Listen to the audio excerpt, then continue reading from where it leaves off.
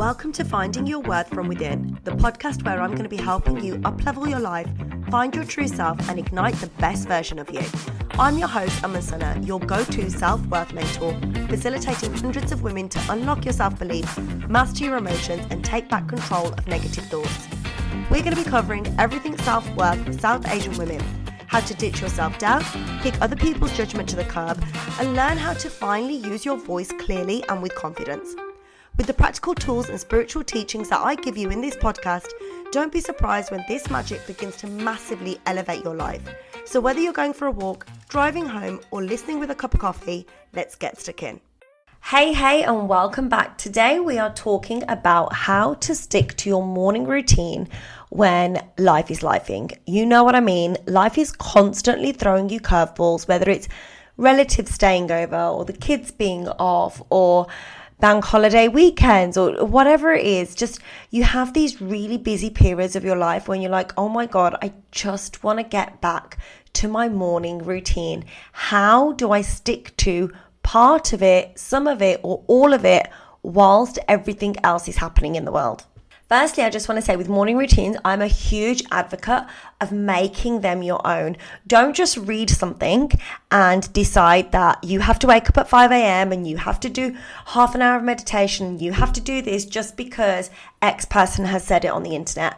I'm a huge advocate of making your own morning routine yours. So for example, for me, my perfect morning routine is when I wake up, I go to the gym, I come back home, I get the kids ready for school. They get ready themselves at this age, but we take them to school, and then I park up ready for my walk in the local park, and that is where I do my meditation in the car. I'll do my meditation, I remove my negative thoughts, I'll do my self-Reiki, and I will do my daily breath work right there in the car before I then get out to do my walk. So that is my routine because it fits for me. Some people say, or you'll read that, oh, you've got to do everything before your morning starts. I'm sorry, that doesn't work for me. And I know it's highly unrealistic for me to be able to do all of that, my morning walk and my workout, before my kids go to school. It's just not going to happen. So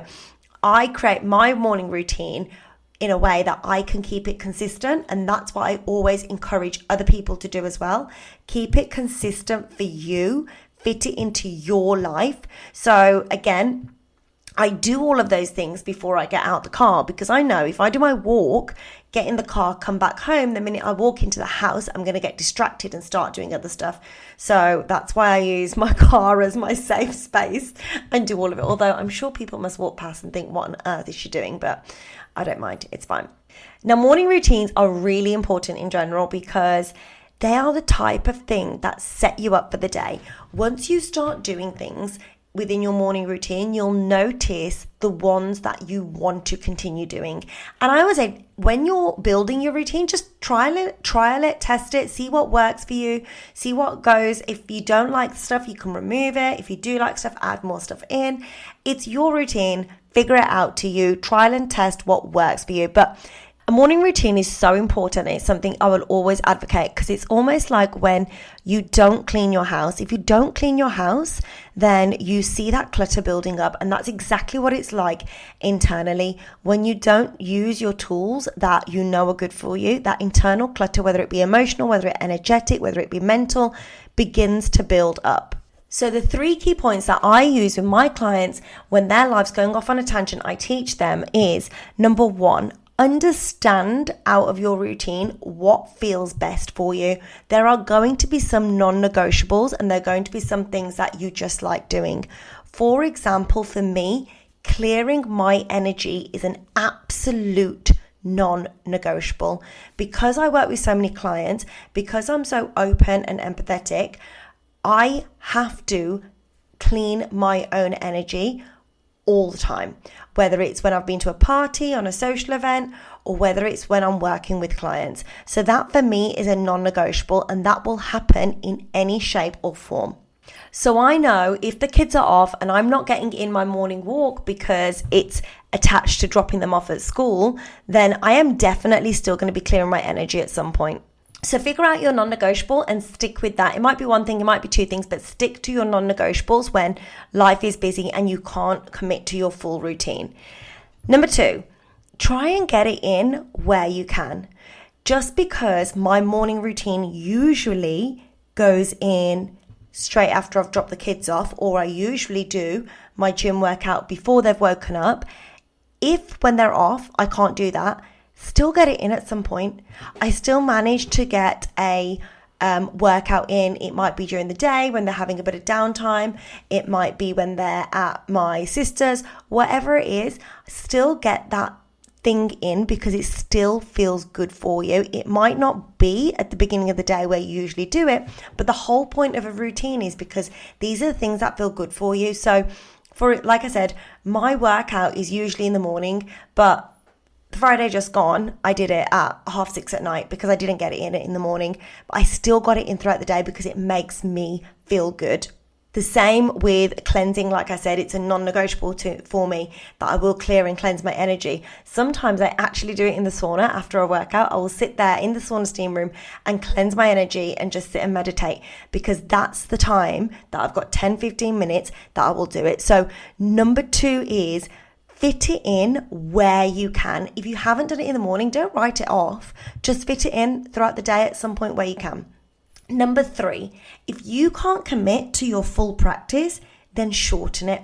For example, if you usually do a normal 20-minute meditation and you can't commit to the full 20 minutes because you're busy, then shorten it to a 5-minute meditation, shorten it to a 10-minute meditation. If you usually do a 30-minute walk, and this is something I do quite a lot of the time, if I can't get my full 30-minute walk in, I'll shorten it to a 20-minute walk. I'll shorten it to a 15-minute walk because for me, walking is so important. I can sit and walk on the treadmill. It will not stand and walk on the treadmill. It won't give me the same feeling as walking out in fresh air. I could do 15 minutes out in fresh air, a walk, and that would serve me so much better than 30 minutes on the treadmill inside. So you can shorten your practice if you can't do the full thing. And here's a bonus point for you. Some weeks your focus may be on one part of your life more than the other. For example, last week I could feel my body really wanted to move. Maybe there was stagnant energy inside, maybe it just needed to get shifted, but the focus was on movement. So I made sure I did my 3 strength training, played paddle for half an hour, and I did a yoga session.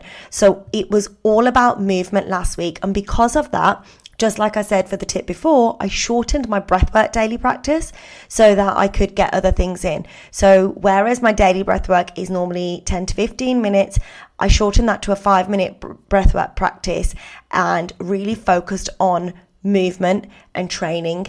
This week, I'm back to normal. My focus is actually heavy on work because I've got lots of stuff planned that I want to articulate and get out. So I may not work out as much. I'm still going to do my walks. I'm still going to do my basic workouts, but my focus is on work and my breathwork practice will go back to normal. So don't be scared to shift your focus if it needs to, depending on what your body wants. The main thing is once you have your morning routine set and you know what you're doing, you can then change it when life gets too busy. I'm not saying swap and change all the time. That is not what I'm advocating. Have your absolute morning routine set in stone that you know you do all the time. But when life becomes challenging or lots of things are happening and something's got to give, it's okay to, number 1, understand what feels good and prioritize that. Number 2, try and get it in where you can, if not at the usual time. Number 3, shorten the practice, not have to do it in full, but take it to 5 minutes instead of whatever it is. And number 4, it's okay if your focus changes for that week. I hope you enjoyed today's episode and I look forward to hearing your feedback. Be sure to drop me a message over Instagram if you have any questions, and I'll speak soon. Thank you so much for listening to this episode of Finding Your Worth from Within. If today's message resonated with you, it would mean the world to me if you could follow, rate, and leave a review. Sharing the podcast with someone that you feel may benefit is the best way to help it grow and spread this important message. To stay connected between episodes, come hang out with me on Instagram at Mentoring. Can't wait to see you there.